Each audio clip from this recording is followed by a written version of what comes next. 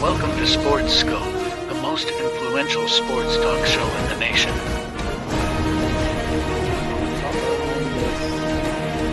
What is today, the 19th? Stay tuned for updates and great sports content. Hello, everybody. Welcome to Sports Scope. I'm your host, Robert Butler. Got not a good show, but a great show planned for you all tonight. Al Borges will be back on the program. The author of Deny the Tiger. Let's see, what did he say? The story behind the undefeated SEC champion Auburn Tigers back in 2004, who denied a chance to win a national championship with the way things are now. And we got the 12-team playoff. That was definitely something of the past. So I'm going to ask him a little bit about the book now. It's been about a year since it originally came out. We'll talk a little college football as well. A little bit of I Told You So. Trey Lance has officially been moved to third on the depth chart. All types of trade rumors coming out of the San Francisco Bay Area. Touch on that a little bit. Corey Davis, former Tennessee Titan, Pickles. Former Tennessee Titan. He stepped away. Then they said he's retiring. Now they're saying he's just stepping away. So there's going to be some depth issues there with that Jets team to fulfill his spot. I'll talk about that and more. We'll go ahead and take our only break, and I'll be back here in 49 seconds, and we'll hit the ground running here on Sports Scope. Hello, Sports Scope followers. The program has seen tremendous growth since going 5 days a week. I just wanted to thank everybody for your cash contributions and sharing the program with friends and families. Just a reminder, if you want to contribute to the program, go to the Cash App, the cash sign, and Sports Scope. There are other ways to contribute to the program listed at the bottom of the screen.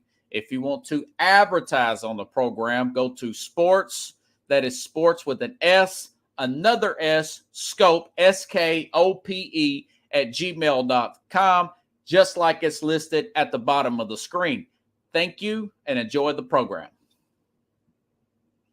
All righty then. I know Pickles and some other people just joined me. Again, Al Borges will be coming back on the program 30 minutes into the hour. Going to ask him a little bit about his book now that I've finally got a chance to read the thing. I've been very busy. For those of you that know me, I do the 40-hour week job. Now it's more than 40. It's more like here lately, it's been 48 to 56. Used to be 60 plus. Plus, I give you Sports Scope every night, Monday through Friday, 8 p.m. Eastern. So Al Borges will be back in here. Going to ask him about the Jim Harbaugh stuff, the college playoff, conference realignment. Just to see what he's been up to. Always been a great guest. Man, he is a great guest and always a really good interview, Pickles. So a lot to look forward to there. 30 minutes past the hour. Okay, a lot of news coming out of New York Jetland. I mean, the Jets have got this big light on them it's a spotlight, Pickles. And this thing is 150 degrees right now. So I just got done watching the Hard Knocks from yesterday.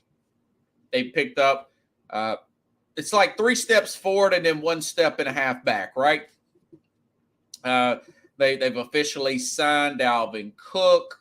Today it was reported, multiple reports, ESPN included Dwayne Brown, the left tackle, the infamous the most important, infamous, ain't nothing wrong with the guy. The most important piece on that team, not named Aaron Rodgers right now, has been activated at left tackle. And now, who I thought, Corey Davis is a former Tennessee Titan. Number 5th pick overall, for those of you who've been watching this program for a number of years, I said that Corey Davis was an underachiever. He was always hurt, always had a hamstring injury with the Titans, showed a lot of flashes. Some games he would have 8, 9 catches, 100 yards, 2 touchdowns. Looked like he was a star in the making. Wore number 84 in college. Remind me, I think he went to the same school as Antonio Brown. Reminded me of Antonio Brown. Number 84 like Antonio Brown. And he was just not quite that player. He's got some personal issues now. He had signed, let me see what he signed. Signed a huge contract. And I was telling Titans fans here in Nashville that Corey Davis and who was the other guy? I can't remember. They lost a tight end, too, to the Patriots. I said both of those guys, both of those players, no love lost there. Neither one were very consistent. Both got huge concept. I think Jonnu Smith, right? Wasn't that the other one, Pickles, the tight end? Jonnu Smith, Patriots gave him a boatload of money. I said, more power to Jonnu Smith and the Patriots, more power to the New York Jets. I said this back in 21 and proven to be right. He signed a huge contract here with the let me see if I can get these numbers here. 3 years, $37.5 million contract. He missed 8 games. 8 games in 21 because of a growing injury that required surgery last year. Missed 4 games, the spring knee. In 2 seasons, he managed only 66 catches, 1,028 yards, 6 touchdowns. Like I said, Tennessee drafted him with the 5th overall pick in 2017. And I thought maybe that was probably a good pick at the time. And then even later on than that night, weeks and the season leading after that, I thought, man, what a bad pick. There's so many other good picks that the Titans, including guys like T.J. Watt, who was an all-pro level defensive player of the year, drafted with the Steelers, the Titans could have got. But you know what? That being said, I hope the best for the guy. He's supposedly stepping away. This sounds a little bit like Calvin Ridley, the mental health issue deal where he's stepping away from football for a little while. If it's me, if it's that, or if you just, but I was reading that, he'd been talking about this for a little while. I would have recommended some kind of counseling, finish up that contract, get that money, because this kind of money is not always available for you young men out here. Don't take money for granted. If you can go out and get it and get an opportunity to play with a guy like an Aaron Rodgers, it's really foolish now. But Rich Kabani, and I'm sure I'm butchering this guy's name. He puts this out on the X app here, which is formerly known as Twitter. Garrett Wilson, Alan Lazard, Randall Cobb, another guy who's never available, Mecole Hardman, who was inconsistent with a very fast guy, but he was inconsistent with the Kansas City Chiefs. And then you're looking at guys like Xavier Gipson, Jason Brownlee, and Irvin Charles, a lot of players I've never heard of. Wilson and Lazard are pretty solid. They're going to need some help there at the wide receiver position there. But again, I was watching Hard Knocks today, and just what I thought it was, Pickles. You could see Aaron Rodgers as soon as Dalvin Cook signs. Now Breece Hall, he's also been taken off of the PUP list. As soon as he comes in there, Aaron Rodgers throwing little screen passes. Also, I was watching him in practice on Hard Knocks throw those little in routes, Pickles, where it's like 2 yards, kind of like with Garrett Wilson, kind of like what he would do, those routes that he would do with Devontae Adams at the goal line. They look dangerous, but he's comfortable doing it, throwing the ball to the wide receiver just right at the line of scrimmage, almost like a screen pass. A shot player, whatnot. That's why, because he doesn't trust this offensive line to hold up for him to get that ball down the field. And Randall Cobb was saying, listen, he will not throw you the ball if you're not running the right routes. That was on Hard Knocks. It was taped over the weekend. And now Corey Davis has stepped away from the team. All that being said, folks, I made some notes here of some players that they could possibly pick up here that's still out there. Listen, Kenny Golladay got a very bad he got off to a bad start with the Giants, and that's the same stadium. And he never could get right. But Rodgers did get to see this guy twice a year for many of years, including he made a Pro Bowl in 2019. 29-year-old Kenny Golladay. Now, he may be having a crappy attitude and stop working. A lot of times these guys, they get that second contract and they totally lose motivation to work, And I love this guy, Robert Saleh, might not ever coach again. He might not ever be a head coach. This whole thing could blow up. But I tell you what I do like about Robert Saleh.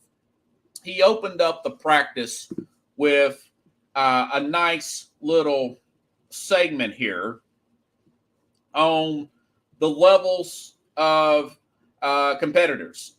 He says you have the, let's see, what did he say here? You have the survivors, the survivor level. The survivors are guys do just a little bit not to get fired. I work with many survivors over the years. He calls that, there's 4 levels of competitors. Survival level is just a little bit not to get fired. Just come in right at 8:59 when you're supposed to be there at 9 o'clock. They do just enough not to get fired. They call out just enough not to get fired. And those are that. And then he mentioned who was the other ones here? Let's see. Hold on. I'm going to make sure I get this right. Then he says, then you have your contenders. They're motivated by money and external things. So the contenders level is what a lot of guys in the NFL are. And see, Carlos says he's a risky play. Maybe Galladay's a contender where he's got his money. He's motivated. He was motivated to get that second contract, and then he just kind of give up. Get the second. So that may be a Corey Davis or a Kenny Golladay type, for example. And then he says you've got your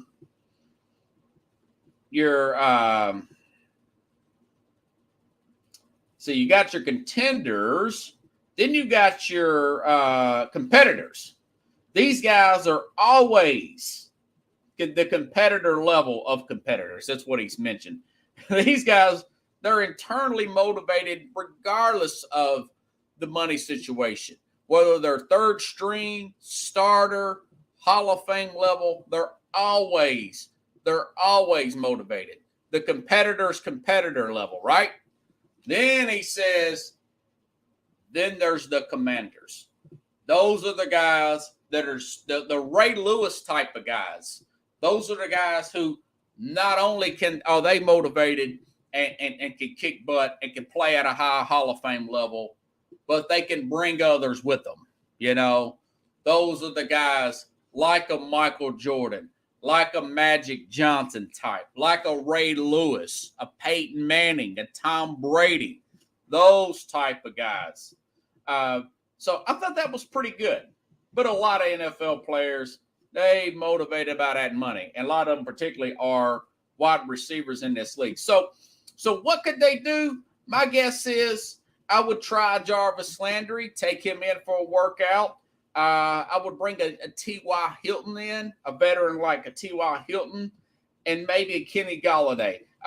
Pro Football Network mentioned players like Julio Jones and Sammy Watkins. Those guys, either Julio can't get open no more, and Sammy is hurt all the time. Now, I noticed that Jarvis Landry, very good slot guy, had his injury problems as well. So it's probably T.Y. Well, they may work out a trade for a player per se. I don't think they will. But if you feel like you have to trade for a player, I don't think they do at this point.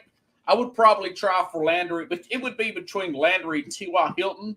I would have to get a feel for. It wouldn't take long to figure out what the deal is with Kenny Golladay, But Galladay's probably in the best physical shape. He's 29 years old, got that big body. He would probably fit in pretty well, but you got to know where his head's at. You got to know where his head. It would be between those three, and I may roll with T.Y. Hilton because I know he's pretty safe. So, but if you had to trade, who's got the deepest wide receiver room in the league? Probably the LA Chargers. I would maybe try to work out something for one of their wide receivers. Maybe this guy, I think his name's Josh Palmer, somebody like that. They've got a pretty deep wide receiver room. We'll see how that would work out. So it's not the end of the world, but it is something. They are thin now at the wide receiver group. I do think that is something that they should look into. But the best news is Dwayne Brown's activated, and we're basically 2 weeks and 3 days. 2 weeks and 3 days from for the start of the season. Next week is the college football season, and of course, technically a week from Thursday, Detroit and Kansas City play. So there's options there. Okay. All right. Carlos, we talked about Trey Lance. I've talked about him ad nauseum. Depth chart came out today. He's third string. He walked away from the team. He stepped away from the team today. And, the lowest moment in one person's life usually is the biggest learning experience and life reflection and growth. That's the note that I wrote here.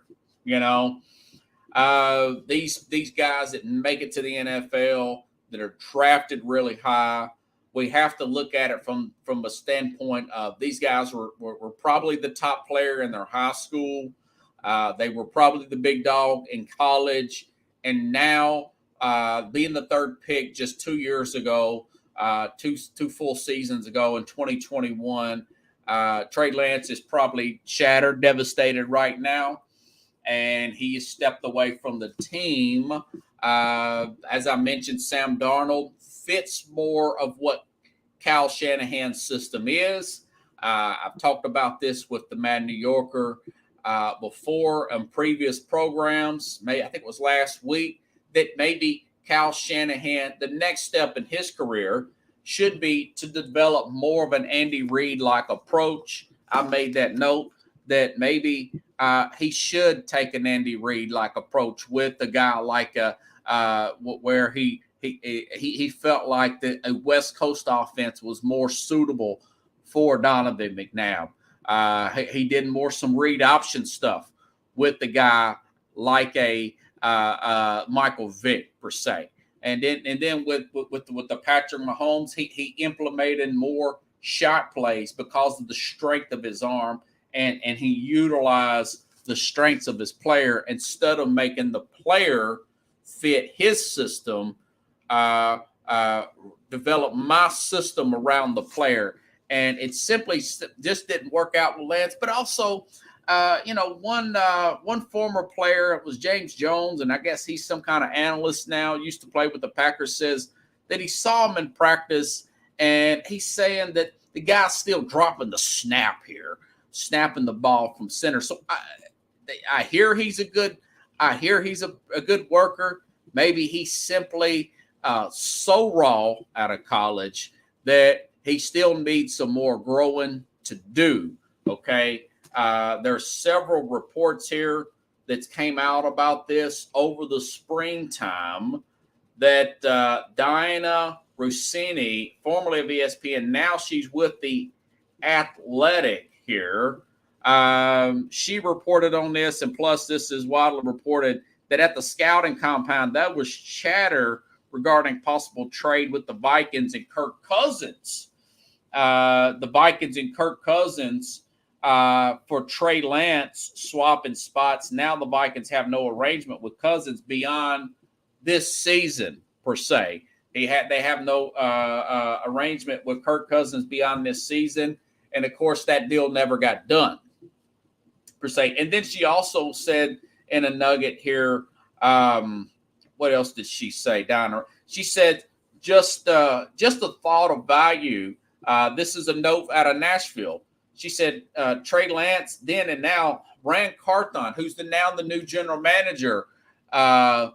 Ron Carthon is the new general manager of the Tennessee Titans, says that who was with the 49ers staff when they drafted Trey, fast forward to this offseason, and Carthon took over the GM from the Titans team in the market for a young quarterback. The Titans completely passed on a trade for Lance, had no interest. Carthon knew what San Francisco knew. So maybe there's some kind of issue here. What I've read is he doesn't have good mechanics, and he's not, quote, athletic as the scouts and people thought he was. Thank you, Corey. Appreciate that, man. Sometimes your biggest failures in life is it leads to your biggest reflection in life. You look back and say, okay, this really hurts bad, but this got my attention. You know, I've got Al Borges coming on, and former college football coach. And I think about a guy like Steve Spurrier. Been watching a lot of college football stuff here lately. I saw the Johnny Manziel doc. I saw the Florida Gators Urban Meyer doc, and Steve Spurrier, and one of the most humiliating losses in his career, I want to say was in the 1995 national championship game against Nebraska, where they beat them like 65-14. And he realized then and there, it just can't be the fun and gun offense. We got to get stops on this team. We've got to get aggressive on defense. We've got to get stops. It's not about that. We embarrassed our organization. We embarrassed the Southeastern Conference, this proud conference. So what does he do? He goes out and get a defensive coordinator named Bob Stoops, and they start bringing in players like Javon Curse, who later went on to the Tennessee Titans. And we know what happened the next year. They beat Florida State and won the national championship. You know, some of your biggest attributes come from some of your lowest moments in life, guys, or most hurtful moments. You know, Mike Westhoff talked about he's meeting this coach and he's in for a job opportunity. The coach sees another coach and this really nice hotel bar, and they start drinking. And when they're about to do their interview, the guy shuts the door after waiting for him for hours in the guy's face here, Mike Westhoff's face. And he says that, you know, summarizing, I just want to beat the crap out of that guy if I can go back in time. He meets another coach at that hotel and later gives him a job in the NFL that really catapulted his career out of one of his lowest moments. And I felt his pain when I read that, because I've had some moments like that in his book, Mike Westhoff, which I may try to get on the program here in the next week or so. But it's going to be tough because he's a current coordinator. He's the special teams coach for the Denver Broncos. So, but, you know, Trey Lance, you know, we talked about this before, Carlos. You know, if the guy can't make it here, if these guys really want to play, if you really want to play, you know, if your desire to get better, if you're a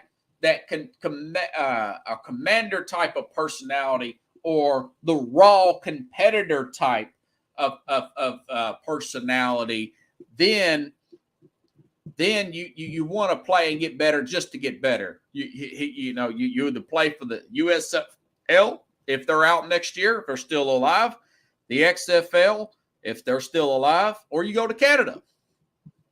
Players used to do, I want to say Warren Moon went to Canada. I think Steve Young went to one of these semi-pro leagues, if I'm not mistaken. Drew Maddox played for the Steelers for a while. He played in the first XFL, if I'm not mistaken, if that's his name. He is a guy that played with the Steelers for a few years up until the great Ben Roethlisberger was drafted. We used to have the NFL Europe, you know. How proud are you? How bad do you want it? You know, how bad do you want it? Missing out on our complimentary. That's right, Carlos. That's right, man. Steve Spurrier. Pickle says he was great at Florida. Yeah, he was great at Florida.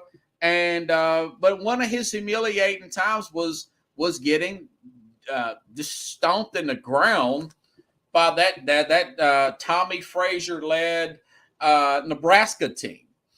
Tommy Frazier and Lawrence Phillips, remember that really good running back? And he kind of went crazy there at the end too. Turned out to be a tragedy, but that Cornhusker team was off the hook, you know. And he made the proper adjustments, and then of course they came back very strong the next year. So Trey Lance, it remains to be seen. So apparently they're also in other news while we're waiting for Al Borges to come on here. So Spot Track, here's another note on Trey Lance. So the new team would get $940,000 against their cap, which is a total steal if they took in Trey Lance this year. And then next year they would owe Trey Lance about $5 million.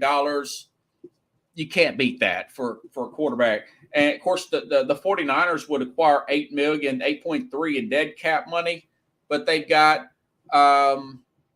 Brock Purdy on a rookie contract. They're not paying their other quarterback there, Donald or whatever.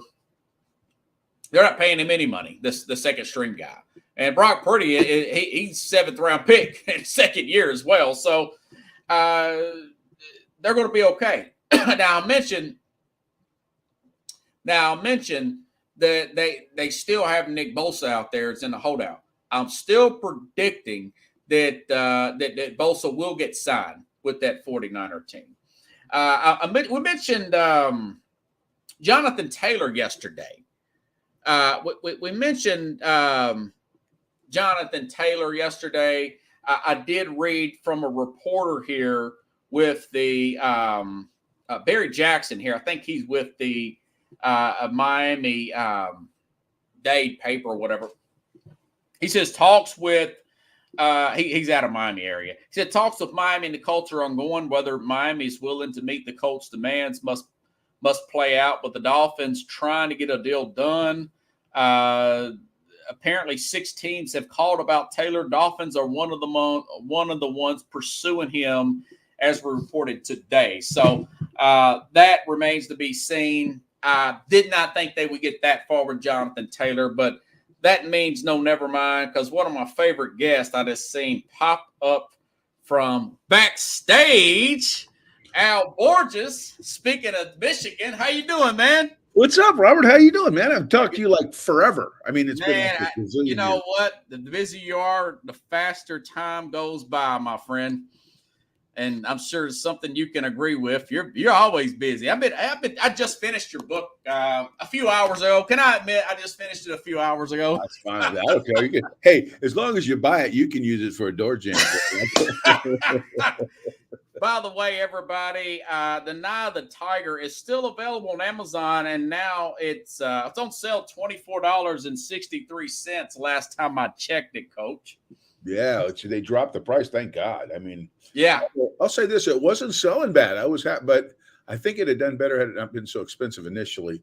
But now it's now that it's at a reasonable price, it's doing better. My audience loves you, man. This is a good book. Now, I'll say this: I love the hardback here. I love the Auburn coloring with the blue and orange. So if anybody's got this book on your coffee table in the South and you like football and you've got company, I mean, what a conversation starter that would be, you know? And some funny stories. You know, something you may have told me this last couple of times we talked, but I didn't know your son was born in 2004, the year this book was talking about. How's your son doing, man? He's doing great. Yeah, he's doing great. Yeah, he's born in January 05. Oh, okay. He just kind of missed it. But he's seen so much of the rest of my career. It was kind of cool, but that was kind of the pinnacle. And he has to listen to me reminisce about it to really know, but it's pretty cool. I mean, it's neat. Yeah. So you basically know late during that season, from what I understand, y'all were getting all the logistics figured out. Yeah. As far as, okay. Exactly. Yeah. So, but it was a neat deal. And you know what it is, Robert? It's something that helps establish my legacy with Auburn, which was really, like I said, kind of the pinnacle of my career. And it was something for the fans, you know, because it was something I think I told you before I didn't plan on it. I mean, I really didn't. But the response when I went back there was so good that I couldn't help myself. So, yeah. So let me see. I wrote down some questions here. How's the son doing? Okay. Okay. Read the book. By the way, folks, you can look up these games. I don't know if you've done this. You may have on YouTube. Just about everyone in full. You can watch these games in full. What was the locker room's reaction? You beat Georgia late in the season. They were the number 5 team in the country, Mark Richt coach team. And I would have thought, looking back on it, you should have jumped Oklahoma, man. You beat them 24-6. What was the locker room's reaction when you found out you did not jump Oklahoma? Yeah, that was a little disappointing because I think we thought we would. You know, they didn't lose. And that was the thing that really kind of screwed us up is almost never, maybe never, does 1 and 2 go wire to wire undefeated. That just doesn't happen. Yeah. You know, so eventually we figured there'd be a little snafu in there by somebody, you know, hopefully not us, but it never happened. So we were at the mercy of the BCS, which, you know, I think was the impetus for why we have what we have today. I really believe that. But it was disappointing. Now, we still held out hope that something might happen. Now, you'll find this interesting, Robert, is I didn't put this in the book, but one of my players called me and said, Coach, you left something out that I think was relevant. And I think would have been a good story because I want to find stories. So you could tell by the book. I'm trying to find, I'm reflecting back and then talking to people, trying to get stories.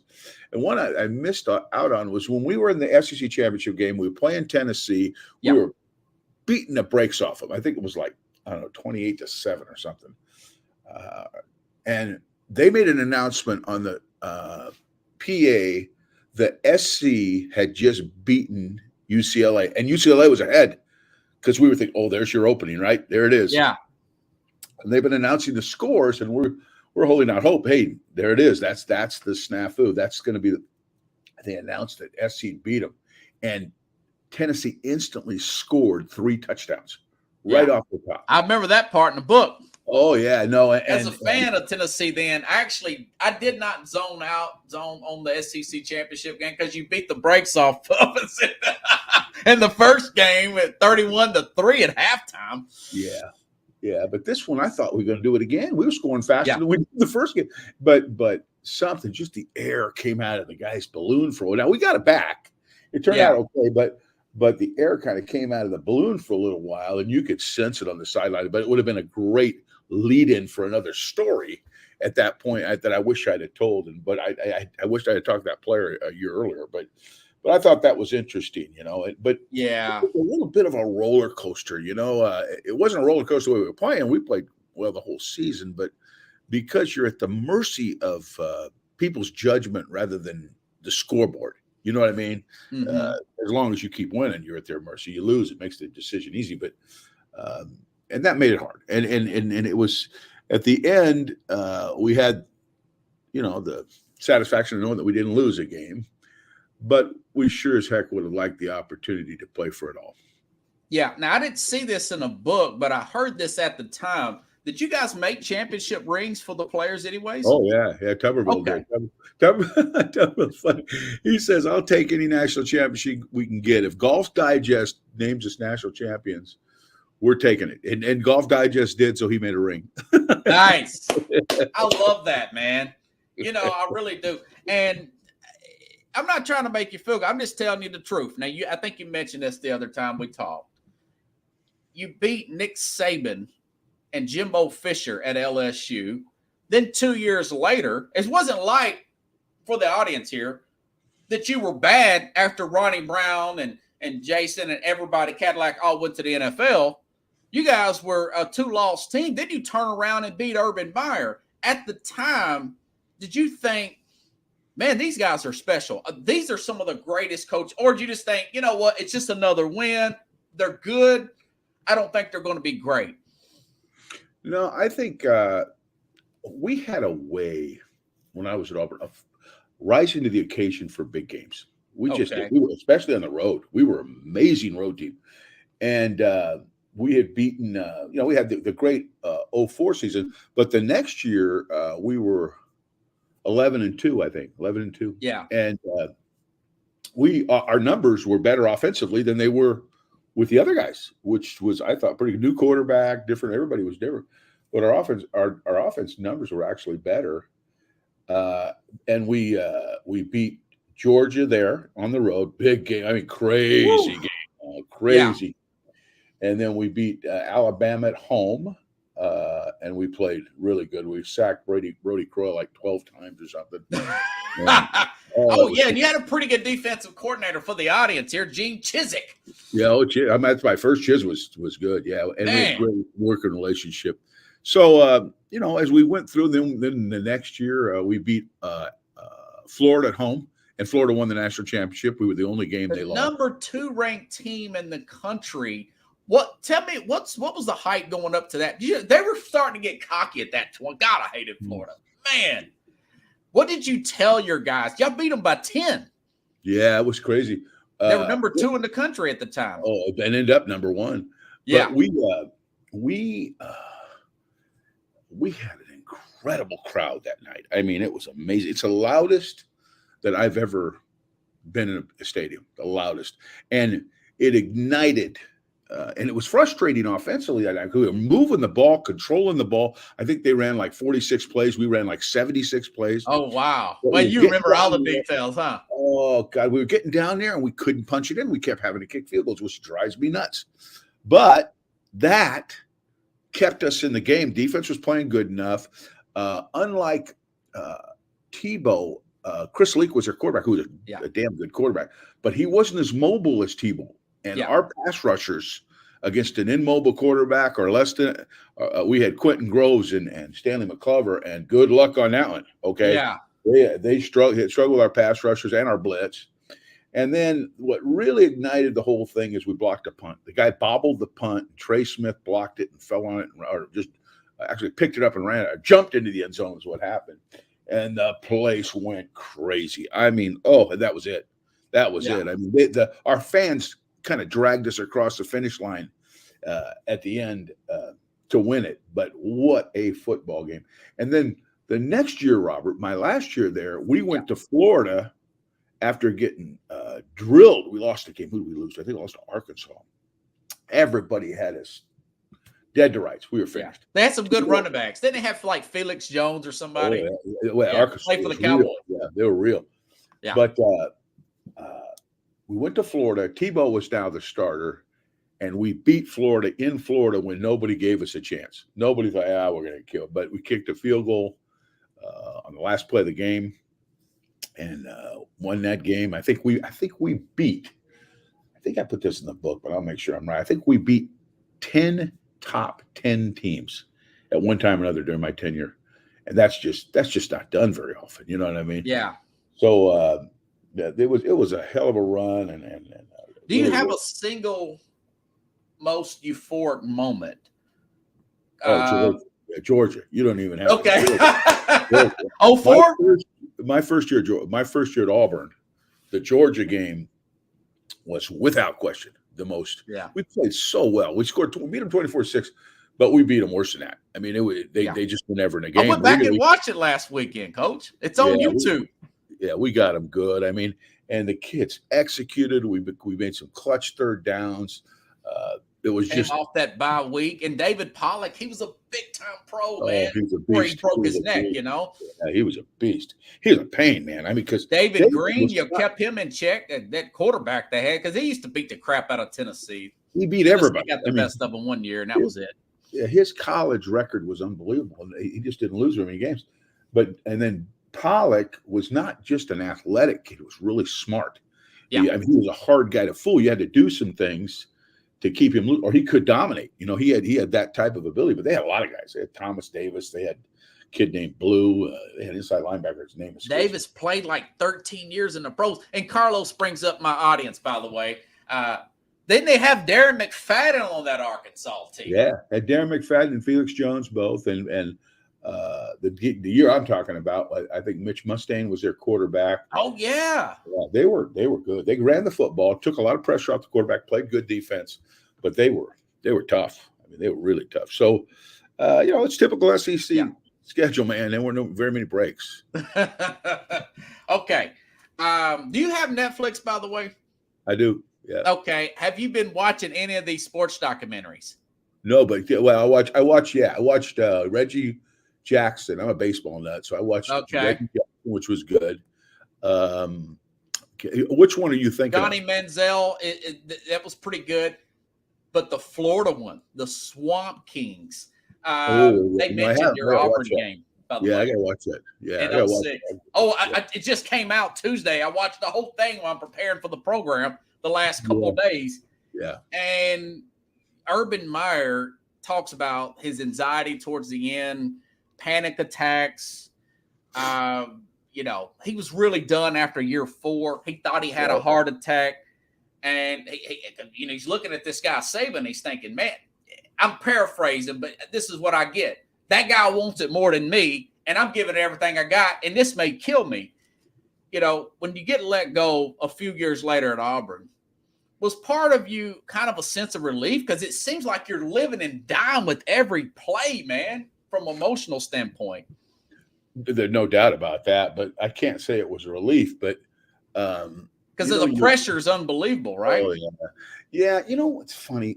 Pickles says anxiety. I never felt pressure. I can't say I never felt pressure, but I never internalized it that much. Okay. I never really let it get to me that much. And I think that comes with first of all, partly your personality. Okay. Some of that different personalities struggle with it more than other personalities do. I think people have proven that.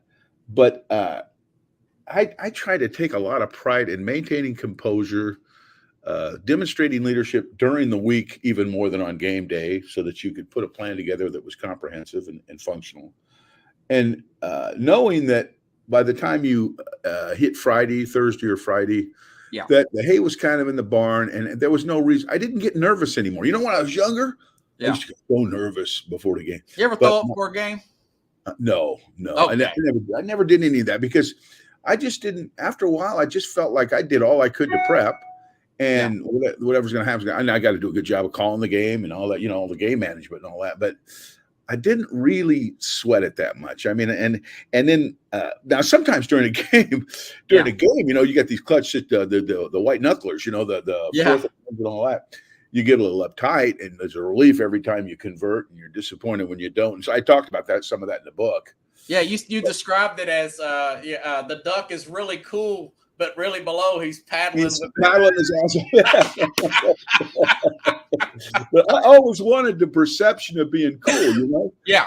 I didn't want to look like that, a control coach that's screaming his butt. I learned a lot from watching coaches over the years. And two coaches that stand out to me, Robert, were Tom Landry and Bill Walsh. Okay.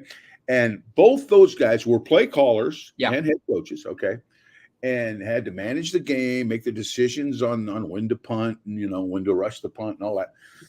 But neither one of them, they may have been sweating bullets and they might have been paddling like hell, but on the top, they looked like they were cool, calm, and collective. And that message was sent to their players. They saw how they handled, and I think that made a big difference in clutch situations.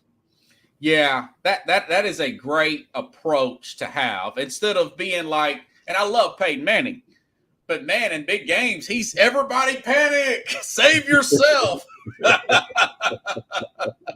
I told Peyton one time, I go, Peyton, I think you mainline football. I said, you are nuts. And I thought I was a football nut, but I think you might be even worse. I mean, he loves it. I mean, he just loves it. He can't get enough of it. And couldn't get you enough coached against his younger brother. Did you coach? No, I coached against him. I didn't coach it. I missed Eli. But you missed Eli. Okay. I missed Eli, but I coached against Peyton in 96 and 97. UCLA, right? UCLA, yeah. Oh, yeah. Yeah. Yeah. No, and I got to know him. I got to know him later. I went to see David Cutcliffe. I'd met him at the Broyles Award, and I went to Ole Miss just to visit there. Our staff went to visit, and Peyton was there talking to Eli when Eli was a freshman. So I met him back then, and we started talking. We put a film on, and once you put a film on with Peyton, you're going to be there for a while. And then I saw him later on with the Colts, and he's always been pretty great. I haven't talked to him in a while. Really good football guy and a good guy. Well, I see that Michigan logo on the background. What do you think about this suspension with Jim Harbaugh? What's your thoughts on this thing, man? Somebody else asked me that. I don't know all the details. I'm going to get them pretty soon, though, because I do a podcast with Sam Webb here with the flagship station. And I'm going back doing that probably again next week. And I'm going to find out more about it. But right now, I haven't been into it. So I don't really know. But there's more than meets the eye. Let's just say that. If he imposed a sentence kind of on himself after they had originally done it, right? Yeah. There's something they're trying to circumvent, something they're not, I'm not saying they're sneaky or anything. I'm just saying they're trying to impose something on them so that the penalty later won't be as bad. That's my guess. Yeah. What they did, as they said this it's more than a cheeseburger, right? There has to be more than a cheeseburger. Yeah. So, I don't know the details. I'm not pointing any fingers, and I don't know, but I think I'm going to find out, and I'm going to have a little better idea next time. It feels like doing a court analogy. Maybe he should have took the 4-game. It's kind of like the plea bargain, but if it goes to trial, it could be more. That's what I'm getting, Coach. Yeah, that's exactly what I think. I think that's why he did what he did. I think that's what he did. He said, I will impose it on myself in hopes that if in fact all the facts come out, that he'll be a little more merciful. So, but I don't know that. I really don't. But we'll see. Only time I'll bear that one out. Yeah. Okay. Well, I had to ask you about that. And another little funny nugget. I was always wondering why Denard Robertson didn't play quarterback in the NFL, and it was what you said. What I later found out about Johnny Manziel, he didn't do any film study. I can't believe he got that far without doing it, but so did Johnny Manziel. He won a Heisman without doing film study. Well, Denard would do some film study. He didn't completely, but he just wasn't a guy because he was a kinesthetic learner. He could only do it for so long. Peyton, you talk about Peyton could sit in that room for 4 hours and not blink an eye and ask for more, right? He was built for it. Well, Denard has to go do something. He got to move. He's got to move. Like it says, like Elvis. It sounds like me. I can't just do it like on the treadmill. Yeah, exactly. So when you had him in film sessions, he'd watch, but if you shut those lights off and you waited too long, he'd fall asleep. I mean, I'd be slapping on the back of his head. But what you learn to do with guys like that is don't do that. Get him out and walkthroughs and things where he's got to stay active, because that's just the way he learns. If you told him, Denard, watch this film on his own, he'd watch it. He would do it. But he would do it at his own pace and as long as he could last. You know what I mean? He watched the same. It may take him the same film. May take him 4 days to watch. He'll watch it. He didn't deny it because he was very, very into football. But he just wasn't a sit in the classroom, turn out the lights, and watch a video type guy. Just didn't have that kind of patience. Okay, you know what? I don't know how Johnny Manziel did what he did. Apparently, he didn't do. He just had a lot of raw talent. Now, let me ask you this: you said you follow every single play of Michigan. I was for certain after beating Ohio State the way they did. that they would handle TCU. In your opinion, what happened in the TCU game? Well, the quarterback grew up the hard way with 2 interceptions for touchdowns, threw a square out off time, and then stared down a slant, and guy jumped in the middle of it. And the two young quarterback moves that happened in a bad game. Like, you like to do that earlier in the season, get that into your system. Yeah. And now that was one thing. But that's 14 points and lost 2 possessions, right? I mean, that's a big deal. When you lose 14 points and then 2 possessions, that's painful in a game like that. But it wasn't all his fault because he did some stuff now. If you watched, I had no trouble splicing together a highlight tape for that game for that quarterback because for those 2 bad ones, he made a bunch of nice plays, and he's going to be, I think, a great player before it's all said and done. But there were other issues too. The inability to block the 3-3 defense. They had several run-throughs where they got their heads buried and their feet get caught up and that is different. It is different. Yeah, it's different. That happened a couple of times and cost them some tackles for loss, which was painful.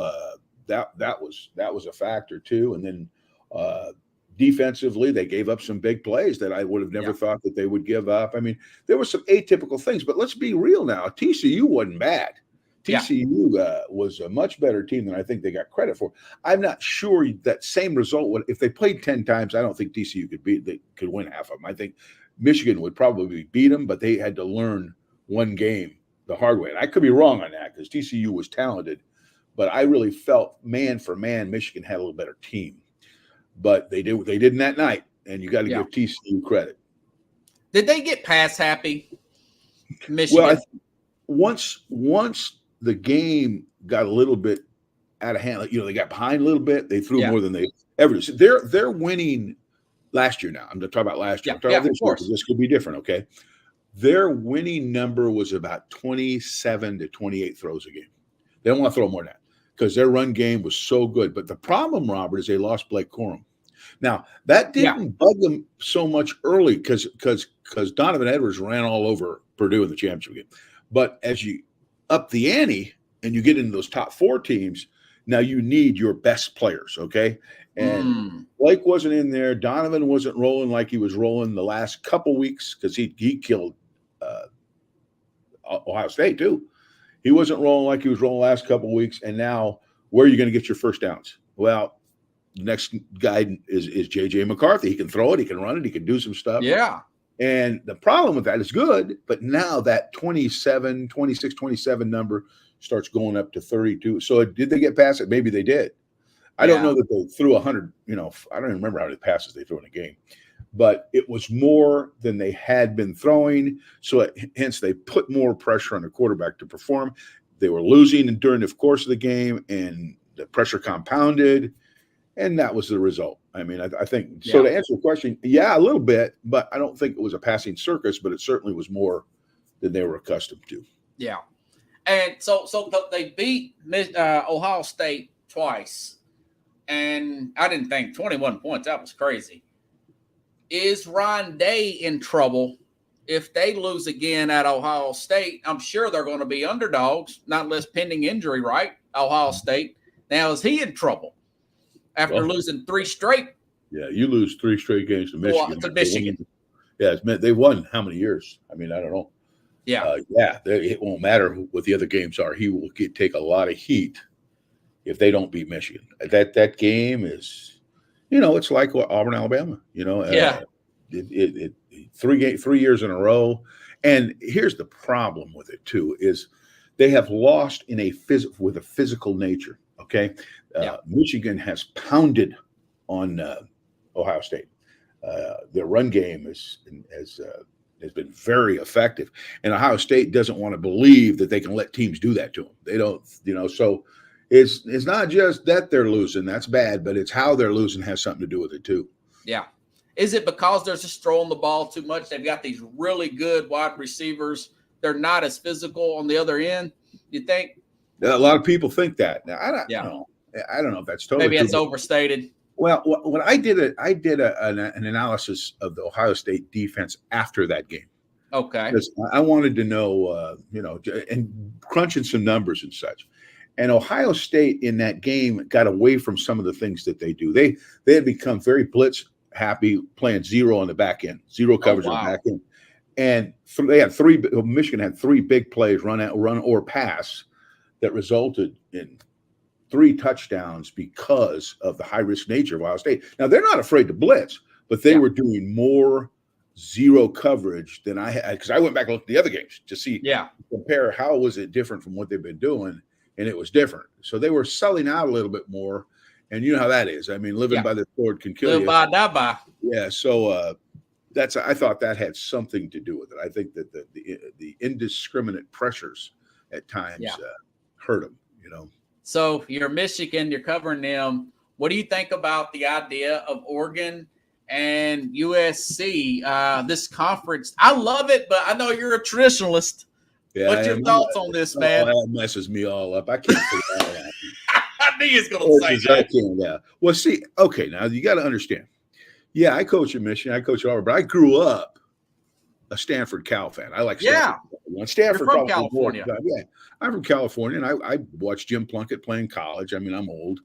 And then, I mean, I watched. So those teams, I would get up every year on New Year's Day and watch the Cotton Bowl, which would always seem to run into this Rose Bowl. They don't do this anymore, but the Rose Bowl, I think, started at 2:00 back on the West Coast. And I would watch Michigan play Stanford, and then the next year Ohio State plays Stanford, or maybe it was reversed or whatever. But I would always pull for the Pac-8 team at the time, and then to become Pac-12 team.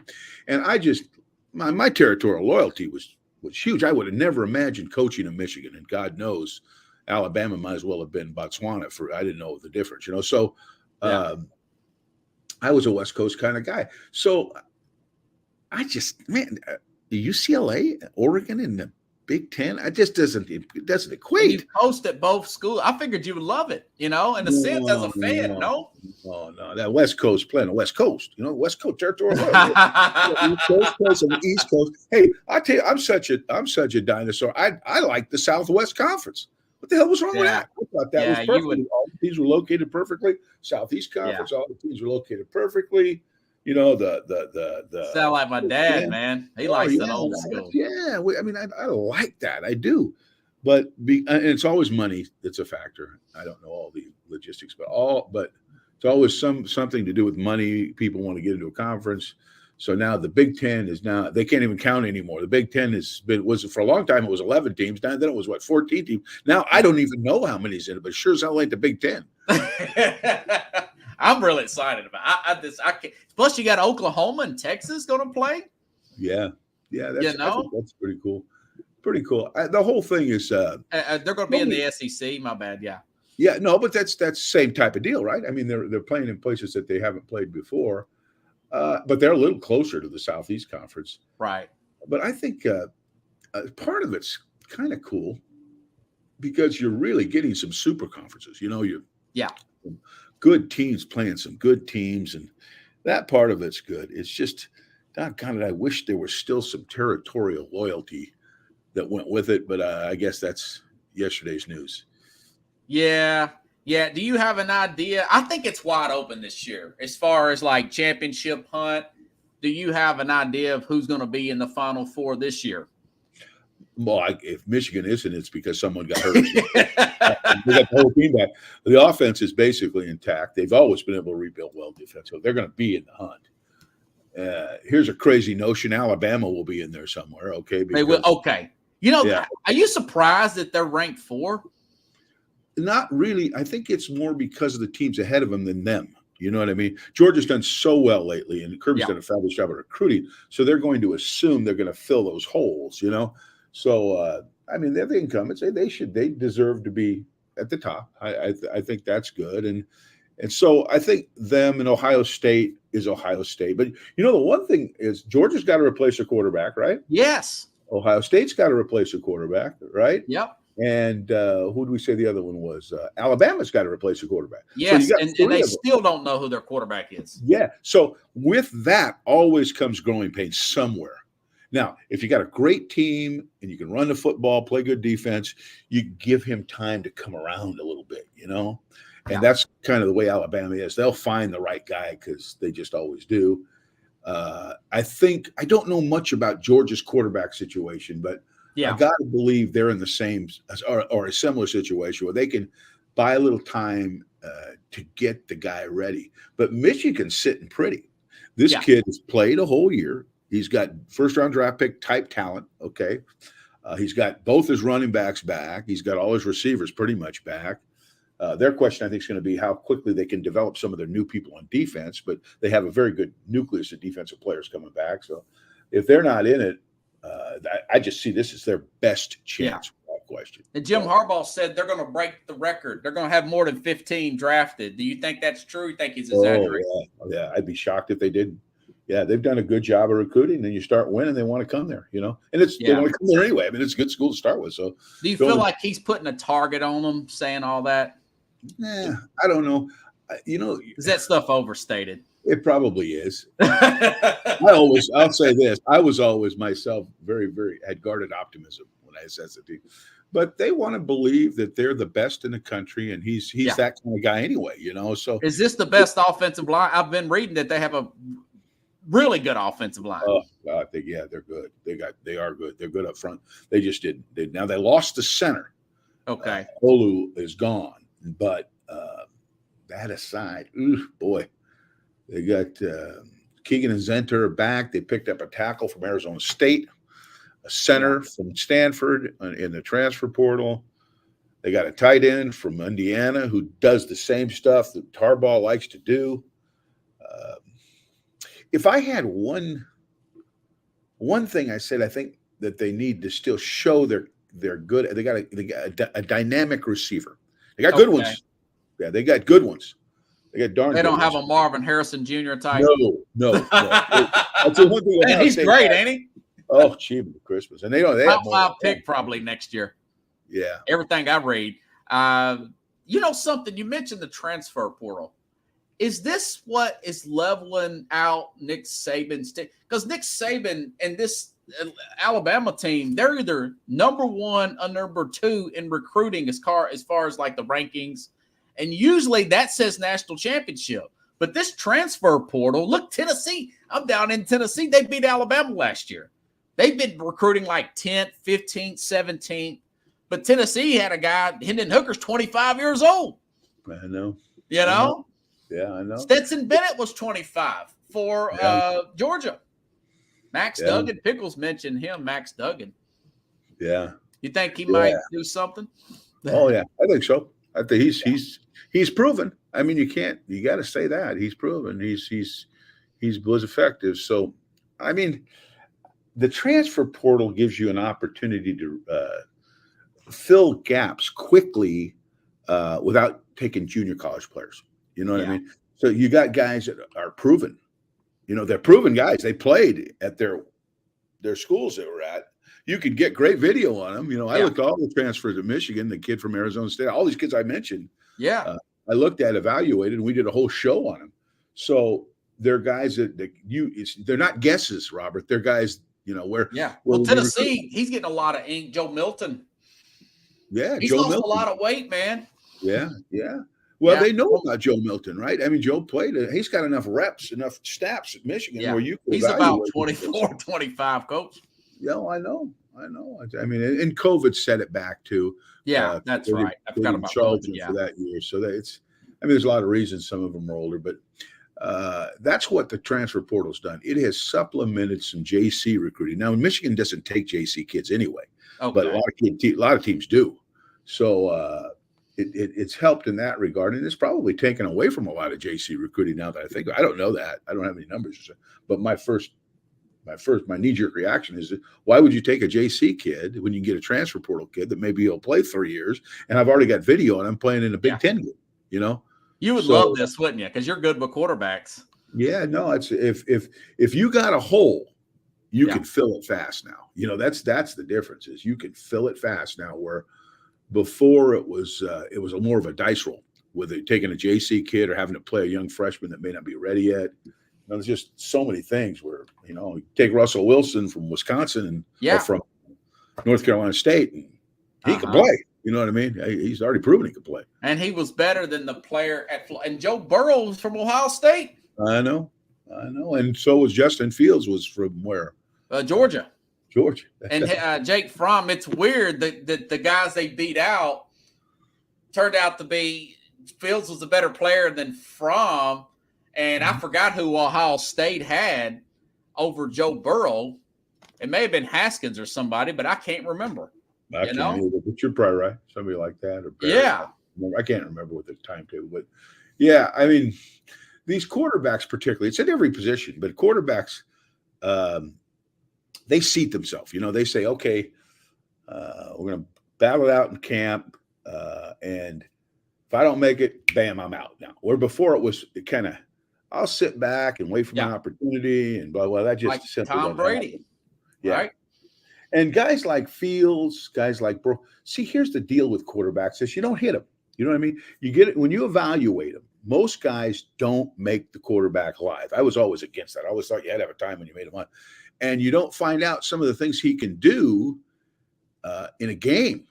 So you pick the guy that's the better passer all the time because he's better in 7-on-7. He's better throwing the team periods. But the guy in the game, the one that can create that play that breaks up the game, may not be quite as good a passer guy, but the reality of it, he might be a better quarterback, particularly in college, because mobility is such a huge factor in college because of the zone reading and all that. It's just so much more prominent. You can't simulate that in practice. It's just too hard to simulate it. No, because you got to no, not like games. I mean, because in a game, they're bearing down on you. They're going to hit you. Is he going to stand in the pocket, make the throw? Can he bail out of the pocket, create a little extra time to make a throw?